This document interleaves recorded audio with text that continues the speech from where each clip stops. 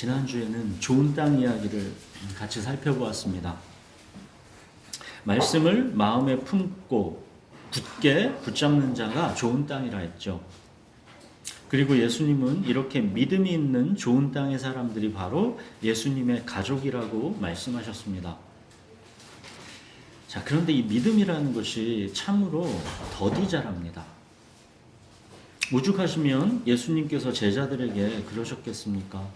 만일 너희에게 믿음이 겨자씨 한 알만큼만 있어도 이 산을 명하여 여기서 저기로 옮겨지라 하면 옮겨질 것이요 또 너희가 못할 것이 없으리라. 우리에게는 사실 이 겨자씨 한 알만큼의 믿음도 없는 것이 현실이고 이 믿음의 성장이라는 것도 사실 참으로 더딥니다. 그렇지만 좋은 땅에서는 더디더라도 결국 믿음이 성장하게 됩니다. 왜냐하면 이 성장 과정을 주도하시는 분이 주님이시기 때문입니다. 자, 이어서 오늘 본문을 같이 읽겠습니다. 누가복음 8장 22절부터 25절 번갈아 읽겠습니다. 하루는 제자들과 함께 배에 오르사 그들에게 이르시되 호수 저편으로 건너가자 하시매 이에 떠나 등산할 때 예수께서 잠이 드셨더니 아침 광풍이 호수로 내리시매 배에 물이 가득하게 되어 불편하시더라. 제자들이 나와 깨워 이르되 주여 주여 우리가 죽겠나이다 한데 예수께서 잠을 깨사 바람과 물결을 꾸짖으시니 이에 그쳐 잔잔하여지더라. 제자들에게 이르시되 너희 믿음이 어디 있느냐 하시니 그들이 두려워하고 놀랍게 여겨 서로 말하되 그가 누구이기에 바람과 물을 명하며 순종하는가 하더라. 네, 이 짤막한 이야기는 우리 인생의 항해를 비유적으로 아주 잘 보여줍니다. 22절 보시면 제자들과 함께 배에 오르사 그러죠. 예수님과 함께하는 인생의 항해인 것이죠. 우리 인생을 스스로 각자 도생하는 게 아닙니다. 예수님이 우리 인생이라는 배에 함께 타고 계신 것입니다. 주님이 우리의 목자이신 것이죠. 예수님께서 제자들에게 말씀하셨습니다. 호수 저편으로 건너가자. 자, 말씀의 씨가 제자들에게 뿌려졌습니다. 우리 인생의 항해는 우리 스스로 목적지를 향해서 스스로 나아가는 것이 아니라 주님께서 그 목적지를 말씀해 주시는 겁니다. 호수 저편으로 건너가자. 우리 인생의 항해는 내가 가고 싶은 곳으로 주님을 배에 태워서 마치 알라딘 램프의 지니처럼 주님을 끌고 다니는 것이 아니라 주님께서 말씀하시는 그곳을 향해서 주님과 함께 나아가는 것입니다. 사랑하는 여러분, 우리 신앙생활에서 이게 정말로 중요한 포인트입니다. 많은 사람들은 자기가 원하는 길로 가면서 주님은 그저 자기 배에 태우고 도움이 필요할 때만 이용하려 합니다. 이걸 신앙생활로 착각합니다. 자기 스스로 주인된 삶을 살면서 가끔 나에게 위안을 주는 말씀, 두렵고 불안한 나에게 위로와 격려를 주는 찬양, 이런 것만 일시적으로 만족하면서 종교 소비 생활을 하고 있는 것이죠. 세상 사람들이 자기 성공의 길로 가면서 불안하고 두려울 때 점을 보고 온갖 종교를 찾는 것과 다르지 않은 것입니다. 여러분은 기독교는 그런 것이 아닙니다. 예수님이 죽으시고 부활하신 목적을 뭐라 하셨습니까? 주가 되려 하심이라입니다.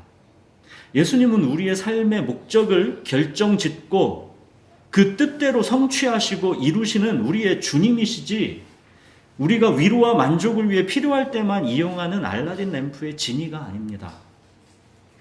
우리 인생의 항해 그 목적지를 정하시고 인도하시는 분은 주님이십니다. 주님은 우리에게 호수 저편으로 건너가자. 그렇게 우리 항해의 목적지를 정하시는 분이다라는 것을 잊지 마십시오. 자, 그렇게 예수님과 제자들이 함께 배를 타고 이제 항해를 하고 있습니다. 그런데 예수님이 잠이 드셨습니다. 예수님이 얼마나 고단하시면 깊이 잠이 드셨을까요? 광풍이 호수로 내리치고 제자들은 죽겠다라고 난리칠 만큼 그런 위태함인데도 예수님은 그냥 고단하게 지금 주무시고 계신 것입니다. 얼만큼 피곤하시면 이렇게 깊이 잠이 드셨을까요? 과부의 죽은 아들도 일어나라 명하셔서 살려내시는 전능하신 하나님이신 그분이 그 육체의 연약함 자체는 또한 온전한 인간이시기 때문에 이토록 피곤하신 것입니다. 예수님의 하루하루는 병들고 귀신 들린 자를 치유하시고 고쳐주시고 말씀을 가르치시고 그렇게 저녁 늦게까지 일하셨습니다. 또 아침 일찍 일어나 아버지 하나님과의 고요한 시간을 갖고 또다시 그런 꽉 찬 하루를 사셨습니다. 예수님은 매일 병들고 귀신 들린 자들, 가난하고 절박한 자들을 보시며 매일같이 스플랑크니주마이 이 불쌍히 여기시는 마음으로 하루가 매일 가득 차 있습니다. 그런가 하면 매일 많은 사람들에게 하나님 나라의 복음을 전파하시지만 그들 대부분은 자기의 필요와 만족을 위해 기적과 권능만에 관심이 있을 뿐이지 하나님 나라의 복음에는 관심이 없습니다. 예수님의 이런 하루하루가 얼마나 육체적으로 고단하시겠습니까? 오죽하면 예수님이 그러셨죠. 여우도 굴이 있고 공중의 새도 집이 있으되 인자는 머리 둘 곳이 없도다. 예수님은 그렇게 고단하셔서 잠이 드신 것입니다. 그런데 배 안의 사정은 어떻습니까?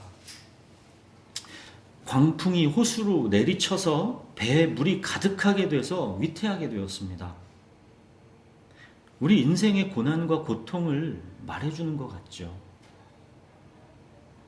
자, 그런데 이 광풍과 풍랑 속에서도 연약한 육체이신 그 인간이신 예수님은 깨지 않고 곤히 잠들어 계십니다. 예수님은 지금 전능하신 하나님이시기 때문에 이 광풍 속에서도 깨시지 않고 곤히 잠들어 계신 게 아니라 오직 연약한 육체 인간으로서 그렇게 이 광풍 속에서도 깨지 않고 곤히 잠들어 계시는 것입니다. 우리와 똑같은 그런 연약한 육체를 지니신 예수님이 지금 이런 광풍과 풍랑 속에서도 깨지 않고 곤히 주무시는 것입니다. 여러분, 이것이 바로 평안이고 이것이 바로 안식입니다.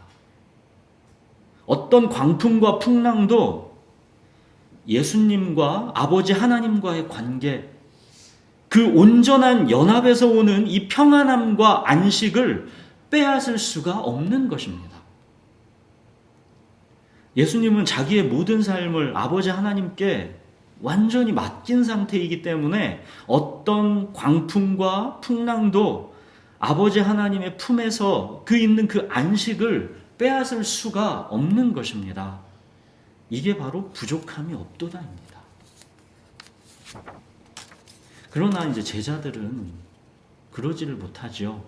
당장 예수님을 요란하게 깨웁니다. 주여 주여 우리가 죽겠나이다. 원망이 가득한 거죠. 건너가자고 말씀하시더니 대체 이게 뭡니까? 건너가자고 말씀하시더니 이 광풍과 풍랑은 예상하지도 못한 것입니까?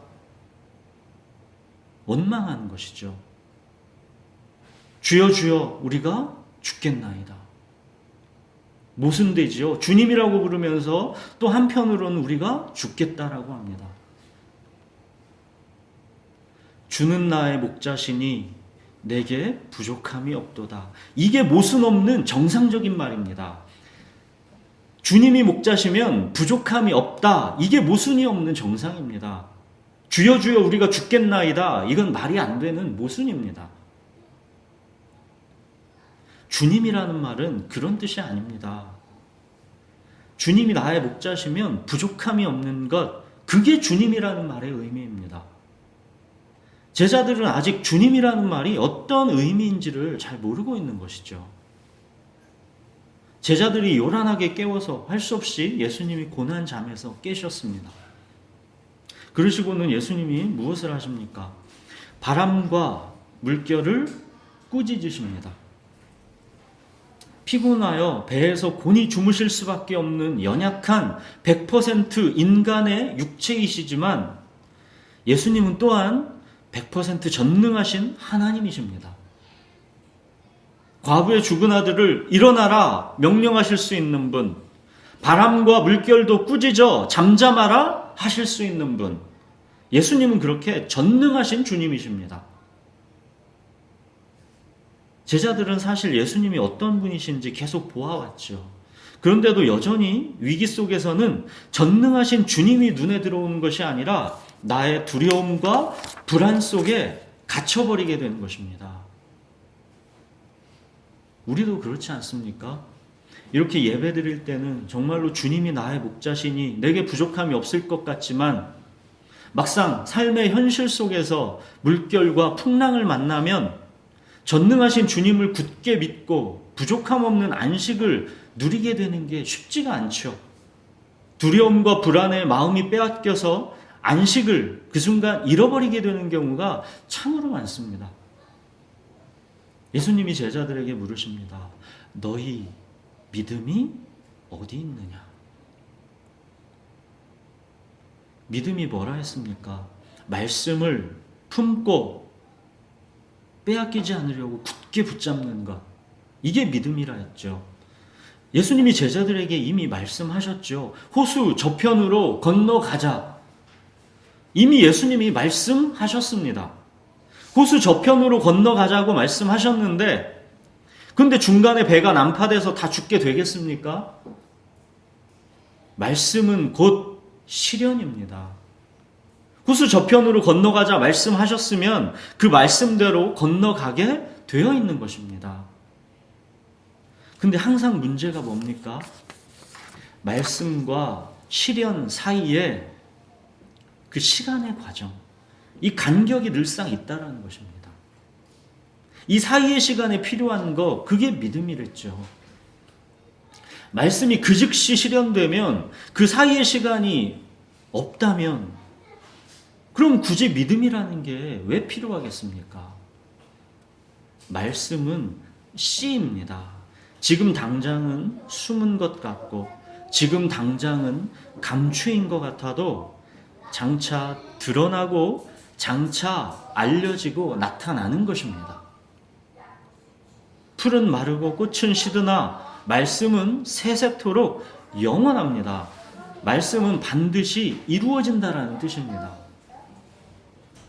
오늘 본문의 상황을 보십시오. 호수 저편으로 건너가자. 이렇게 말씀의 씨가 제자들에게 뿌려졌습니다. 근데 예수님이 주무시고 계시죠. 주무시고 계십니다. 그래서 광풍과 풍랑의 시간 앞에서 말씀의 씨가 숨겨진 것 같고 감추어진 것 같은 것입니다. 주무시고 계신 것이죠. 그러나 말씀은 반드시 이루어집니다. 광풍과 풍랑 속에서도 이거를 믿으라는 것입니다. 말씀과 실현, 그 사이의 시간에 필요한 게 바로 믿음인데 너희 믿음이 필요한 그 시간에 그 믿음이 대체 어디 있느냐 하시는 것입니다. 믿음은 그가 계신 것을 믿는 것입니다. 주님이 주무시고 계셔도 그가 계신 것을 믿는 것입니다. 전능하신 주님이 배에 함께 타고 계시고 그 전능하신 주님이 호수 저편으로 건너가자 말씀하셨습니다. 그럼 이제 도착할 때까지 그 말씀이 실현될 때까지 내게 필요한 건 믿음입니다. 이 눈에 아무 증거 아니 보여도 이 눈이 보기에는 어떠하든지 물결과 풍랑이 이 눈에 보이는 현실이어도 주님이 말씀하셨으면 그 말씀을 마음에 품고 빼앗기지 않도록 굳게 붙잡는 것입니다. 말씀과 실현, 그 사이의 시간을 버티고 견디는 것, 약속을 믿고 부족함 없는 안식을 누리는 것, 이게 믿음입니다. 약속의 땅 가나안을 주셨죠. 근데 12정탐꾼이 그 땅을 보고 와서 어찌했습니까? 10명은 그 안악자손을 보고 두려움에 빠졌죠. 우리는 그들에 비하면 메뚜기 같다고 했죠. 오늘 제자들이 광풍과 풍랑으로 두려움에 빠진 거랑 똑같은 것입니다. 그러나 여호수아와 갈렙은 달랐죠. 그곳은 과연 하나님의 말씀대로 젖과 꿀이 흐르는 땅이다. 하나님이 우리와 함께 하신다. 그 땅을 차지하자. 그들은 우리의 밥이다. 그렇게 믿음으로 반응했죠. 말씀과 시련, 그 사이의 시간을 이렇게 누군가는 두려움과 의심 속으로 빠지는 것이고 누군가는 믿음으로 그 시련을 앞당겨서 누리는 것입니다. 요나단과 다윗은 어땠습니까? 요나단이 혼자 몸으로 블레셋 적진을 쳐들어가면서 뭐라고 그랬습니까? 여호와의 구원은 사람이 많고 적음에 달리지 아니하였느니라. 골리앗 앞에서 다윗의 고백은 또 어땠습니까? 너는 칼과 창과 단창으로 내게 나아오거니와 나는 만군의 여호와의 이름 곧 네가 모욕하는 이스라엘 군대의 하나님의 이름으로 네게 나아가노라. 핵심이 뭡니까? 안악자손, 골리앗, 광풍, 이런 눈에 보이는 것들도 분명히 현실인 게 맞지만 그보다도 더 깊고 묵직한 눈에 보이지 않는 현실이 흐르고 있다는 것입니다. 하나님의 임재, 하나님이 우리와 함께 하신다라는 그 현실, 이게 비록 눈에 보이지 않아도 믿는 자에게는 이게 더욱 분명한 현실이라는 것입니다. 눈에 보이는 거로만 사는 게 아니라 눈에 보이지 않는 하나님의 임재를 더욱 분명하고 진지한 현실로 믿고 받아들이고 사는 사람들, 이들을 그리스도인이라고 하는 것입니다. 여러분, 우리 인생의 항해가 어떠합니까? 주는 나의 목자시니 내게 부족함이 없도다. 이렇게 주님의 말씀은 분명하지만 우리 인생이라는 배에 주님이 함께 타고서 항해하고 있는 게 분명하지만 우리도 이 인생이라는 항해에 매일같이 바람과 파도가 출렁이죠. 예수님이 마치 잠들어 계신 것 같죠. 풍랑과 위기 속에서 우리에게 필요한 것, 그게 바로 믿음입니다. 결국 제자들은 바람과 파도에게도 잠잠하라 명하실 수 있는 분, 전능하신 주님을 다시 한번 경험하고 두려워하고 놀랍게 여기게 됩니다. 그가 누구이기에 바람과 물을 명함에 순종하는가? 제자들은 이렇게 조금씩 계속 믿음이 자라가고 있는 것입니다. 오늘 예수님께서 바람과 물결을 꾸짖어 잠잠하라 명하시니 곧 순종하는 것을 보고 제자들은 또 이제 주님이 누구신가를 알아가게 된 것입니다. 제자들의 이 믿음의 고백, 어디까지 계속 성장하게 됩니까? 부활하신 예수님 보고 이제 나의 주님, 나의 하나님, 이렇게 믿고 고백하는 데 가게 될 때까지 이 제자들의 믿음이 계속 조금씩 자라가고 있는 것입니다. 좋은 땅에서는 이렇게 믿음이 계속 자라가는 것입니다. 믿음이 계속 자라는 땅, 그게 좋은 땅입니다. 여러분, 오늘 이야기에서 우리들이 놓치지 말고 주목해야 되는 것은 겨자씨 하나만큼도 안 되는 이 제자들의 믿음을 누가 주권적으로 자라게 하고 계신가 하는 것입니다. 오늘 광풍과 풍랑을 만나서 제자들이 결국 경험하게 된 결과가 무엇입니까? 그들이 두려워하고 놀랍게 여겨 서로 말하되 그가 누구시기에 바람과 물을 명함에 순종하는가? 제자들이 주님이 어떤 분이신지를 조금씩 더 알아가게 되었고 그들의 믿음은 한 단계 더 성장한 것이죠. 그들을 두려움과 공포로 몰아넣은 광풍과 풍랑조차도 결국 제자들의 믿음의 성장을 가져오는 재료가 되고 있는 것입니다. 여러분, 이게 바로 모든 것이 합력하여 선을 이룬다라는 뜻입니다. 이게 바로 좋은 땅 안에서 이루어지고 있는 하나님의 주권과 섭리입니다. 주님이 나의 목자시니 내게 부족함이 없도다. 주님이 나의 목자시라는 것은 광풍과 풍랑조차도 모든 것이 합력해서 선을 이루게 하신다라는 뜻입니다. 그가 누구시기에 이렇게 우리는 계속 주님이 진정 어떤 분이신지를 알아가는 것이고, 그렇게 우리 믿음은 겨자씨 한 알만큼도 안 되던 것이 조금씩 계속 성장해 가는 것입니다. 사랑하는 여러분, 하나님의 주권 속에 있는 우리 이 좋은 땅의 사람들, 우리 그리스도인의 인생의 항해에서 광풍과 풍랑은 그가 누구이기에 이거를 알아가게 해주는 재료가 되는 것이지, 그 바람과 물결 자체가 우리 인생의 항해를 난파시키지 못합니다. 왜요? 그 배에 주님이 우리와 함께 타고 계시기 때문입니다.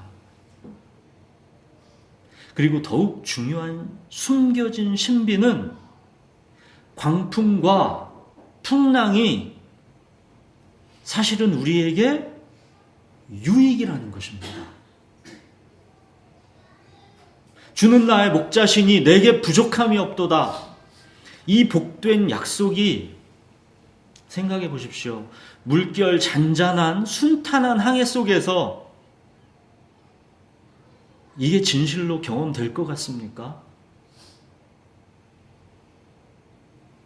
순탄한 잔잔한 그 물결 속에서 내게 부족함이 없다라고 고백하기는 참으로 쉽겠지만, 그게 정말로 주님이 나의 목자이시기에 부족함이 없는 것인지 그건 알 수 없는 것입니다. 여러분, 그리스도인에게 가장 해로운 것은 주님의 임재가 느껴지지 않는데도 부족함이 없는 것입니다. 내게 부족함이 없습니다. 근데 주님의 임재가 느껴지지는 않습니다. 이게 축복이 아니라 저주입니다. 자기 만족, 안정되고 만족스러운 자아실현, 세련된 종교생활, 주님을 향한 의존성과 믿음의 야성을 잃어버린 상태, 적당히 내 힘으로 사는 게 가능한 상태, 이런 세상이 주는 부요함은 하나님과 우리의 관계를 둔감하게 하고 영적으로 나태하고 무기력하게 합니다. 점점 우리의 신앙은 상식, 합리성, 이성 안에서만 주님을 제한하려 하게 됩니다. 우리가 믿고 있다 하는 그 주님이 우리의 상식과 이성으로만 다 설명이 된다라는 것이죠. 이렇게 눈에 다 보이는 세계 속에서만 주님을 제한하려 한다면 굳이 여기에 믿음이라는 게 왜 필요하겠습니까? 그렇기 때문에 우리 삶의 현실에 때로는 광풍이 필요한 것입니다. 거센 파도가 사실은 유익이 되는 것입니다. 왜요? 광풍과 풍랑이 우리의 나태하고 무기력한 영적 상태를 흔들어 놓기 때문입니다. 다시 깨어나게 하기 때문입니다. 주님이 없으면 안 되는 상태, 가난한 마음, 철저한 의존성을 다시 회복하게 하기 때문입니다. 그가 누구이기에 바람과 물을 명함에 순종하는가? 크고 위대하신 주님을 그 광풍과 풍랑 속에서 만나기 때문입니다. 이때야 비로소 우리는 주님이 진정 내 삶의 목자이시다라는 것을 인정하게 되는 것입니다. 주는 나의 목자시니 내게 부족함이 없도다. 이 복된 약속은 그때서야 비로소 내 것이 되는 것입니다. 사랑하는 여러분, 광풍과 풍랑 속에서 우리 믿음이 자라는 것입니다. 그가 누구이기에를 보게 되는 것입니다. 보이지 않는 하나님이 내게 실제가 되는 것입니다. 그 속에서 점점 어느새 우리 믿음이 자라고 있는 것입니다. 이 믿음이 주님을 기쁘시게 합니다. 주님을 기쁘시게 하는 포인트는 믿음입니다. 믿음이 없이는 하나님을 기쁘시게 못하나니 하나님께 나아가는 자는 반드시 그가 계신 것과 또한 그가 자기를 찾는 자들에게 상 주시는 이심을 믿어야 할지니라. 주님께서 우리에게 기대하시는 것은 믿음입니다. 너희 믿음이 어디 있느냐? 주님은 우리에게 이 믿음을 보고 싶어 하시는 것입니다. 사랑하는 여러분, 주님의 말씀을 듣고 그 말씀을 믿으십시오. 이 눈에 아무 증거 아니 배어도 이 눈에 보기에는 어떠하든지 말씀하셨으면 믿으십시오. 호수 저편으로 건너가자 말씀하셨으면 반드시 우리는 호수 저편으로 건너가게 되어 있습니다. 지금 당장은 주님께서 마치 잠들어 계신 것 같이 말씀이 이루어지지 않을 것처럼 보여도 주님께서 우리와 함께 배에 타고 계시기 때문에 주님의 말씀은 반드시 이루어집니다. 눈에 보이는 거에 따라 행하지 말고 눈에는 당장 보이지 않아도 믿음으로 행하는 그리스도인의 삶의 방식, 믿음의 삶의 방식을 날마다 배워가십시오. 바람과 물결에 정신이 혼미백산 되지 마시고 하나님의 주권과 섭리 속에 있는 우리의 인생은 바람과 물결조차도 믿음의 삶을 배워가는 재료다라는 것을 담대한 마음으로 우리가 믿으십시오. 사랑하는 여러분, 우리 주님은 바람과 물결을 꾸짖어 잠잠하라 명하실 수 있는 분입니다. 그가 누구이기에 바람과 물을 명함에 순종하는가? 우리가 이 지점에서 계속 믿음이 자라가야 합니다. 우리는 주님이라고 부르면서도 막상 그 주님이 교회 안에서만 힘을 쓰시고 내가 예배하고 말씀과 기도 속에 있는 나 개인의 경건 생활 가운데서만 영향을 미치는 분으로 오해합니다. 그냥 나 개인의 인생의 심리적 위로와 만족을 주는 그런 분으로만 생각합니다. 바람과 파도를 명하여 잠잠하라 하시는 분이다라는 것을 짐작도 못하는 것이죠. 우리 주님은 하늘과 땅, 세상의 모든 만물을 지으신 전능하신 창조자이십니다. 주님은 이 세상 역사를 주관하시는 주권자이십니다. 요즘이 선거철이죠. 대통령 선거는 우리 사람들끼리만의 일입니까? 하나님은 역사가 그냥 어떻게 돌아가든지 관심이 없거나 무능하신 분입니까? 권세는 하나님으로부터 나지 않음이 없나니 모든 권세는 다 하나님께서 정하신 바라. 여러분, 설령 내가 원치 않는 사람이 대통령으로 뽑혀도 하나님이 실수하신 게 아닙니다. 내가 원하는 사람이라고 그게 하나님도 원하시는 사람이다라는 보장이 될 수는 없는 것이고, 또 하나님은 구분 막대기로도 직선을 그으실 수 있는 분입니다. 하나님께서 역사를 어떻게 주관하시고 섭리하실지는 우리가 다 알 수가 없는 것입니다. 하나님께서 역사를 주관하시는 주권자이시다라는 것을 믿으십시오. 여러분, 이게 우리 그리스도인의 역사의식이어야 합니다. 교회도 주님의 것이지만 이 세상의 역사 또한 주님이 주관하신다라는 것을 잊지 마십시오. 그리스도인은 하나님이 이 역사를 주관하시고 주권적으로 섭리하신다라는 이 역사의식을 갖고 살아야 합니다.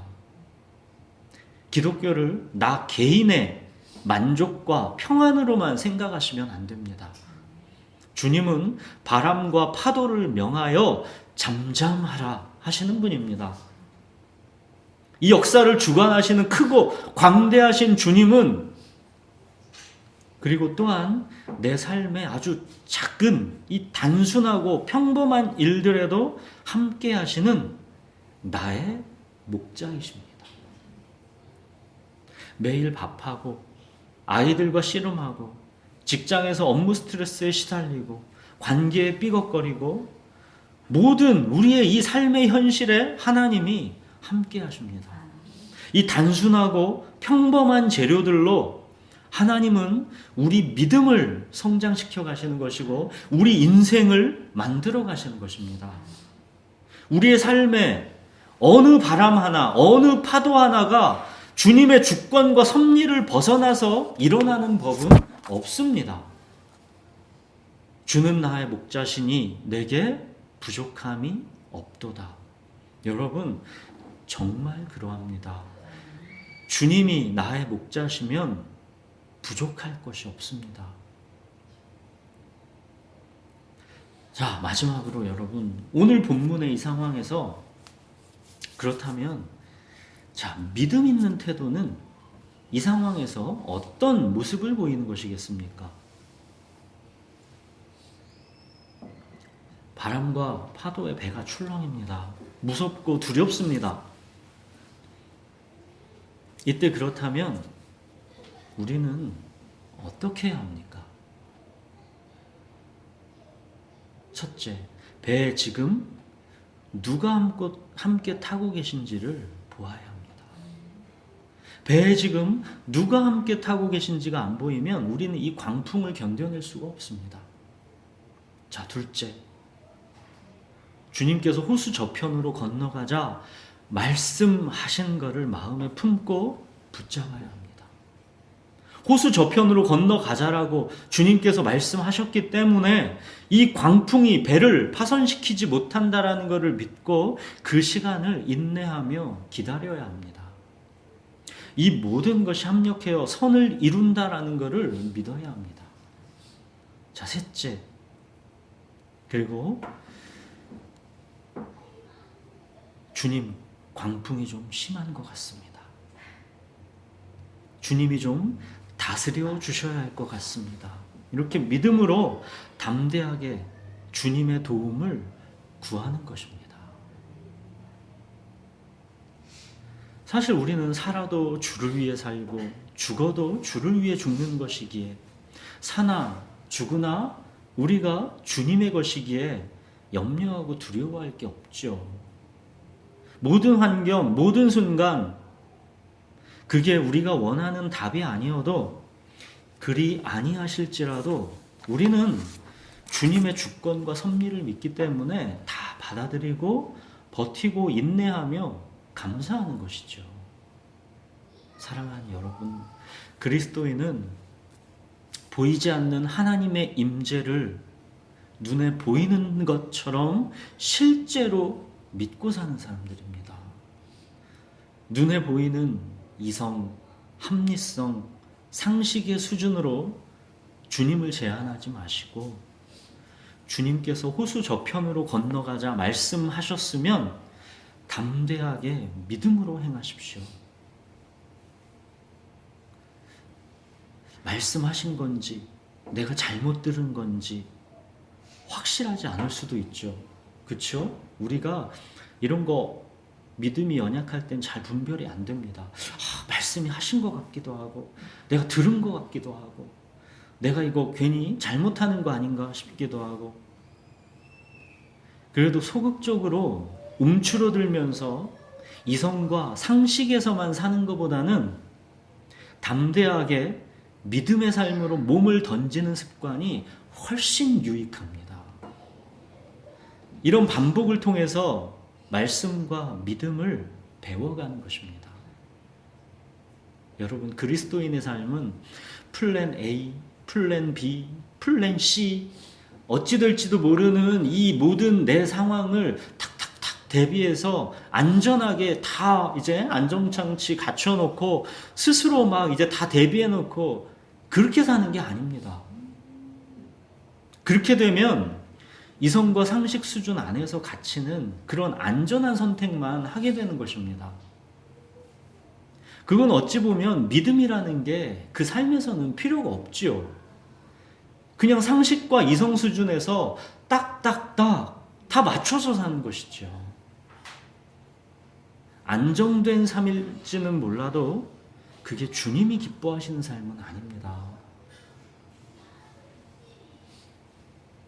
여러분, 또 시작되는 한 주, 바람과 파도가 만만치 않을 수 있겠지만 우리의 모든 삶의 현실은 우리의 믿음이 자라는 토양이다라는 것을 기억하십시오. 그 속에서 우리의 믿음이 계속 자라나도록 주님께서 주권적으로 섭리하신다라는 것을 기억하십시오. 여러분, 호수 저편으로 건너가자 하시는 주님의 말씀이 없으면 우리는 삶의 항해에 있는 바람과 파도를 믿음으로 인내하고 견딜 수가 없습니다. 붙잡을 말씀이 없으면 우리의 믿음도 실체가 없는 것입니다. 그저 근거 없는 낙관주의, 나약한 긍정의 힘, 이런 정도를 믿음이겠거니 생각하게 되는 것이죠. 우리의 믿음은 그런 게 아닙니다. 믿음은 말씀을 들음에서 난다라는 것을 잊지 마십시오. 말씀을 간절히 사모하는 자가 되십시오. 그 말씀을 붙잡고 견디는 게 믿음입니다. 그렇게 또 한 주 말씀을 간절히 사모하시고 주시는 그 말씀을 믿음으로 담대하게 붙잡고 살아내시는 저와 여러분이 되기를 바랍니다. 우리 기도하겠습니다.